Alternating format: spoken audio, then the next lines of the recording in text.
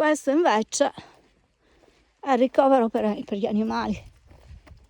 Allora c'è questa struttura qua più piccola. Sono visto dire se magari qua mettono gli agnelli dopo che le pecore partoriscono, o quelle che hanno partorito, insomma. So che dividono il gregge in base a parametri particolari che adesso non ricordo. Le pecore hanno anche nomi differenti a seconda che siano giovani, più grandi e così via dicendo. Mi documento, un giorno vi faccio l'elenco. E qua ugualmente abbiamo un ricovero per animali. Vedi un po'.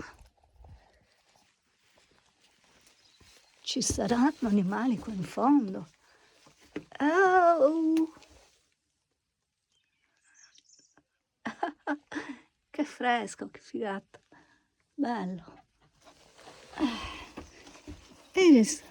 Figuriamoci se lei entra. Secondo me è un cane che ha paura della sua ombra. Capisco perché. Ora usciamo. Quindi questo è un ovile. Adesso vi dico anche il nome perché c'è scritto qua. Siamo sempre sul Parco della Gerba, ovviamente. E questo è Cuile Sabovida. Sabovida vuol dire il soffitto, quindi probabilmente riferito a quella struttura che presenta un soffitto. Sabovida per l'appunto.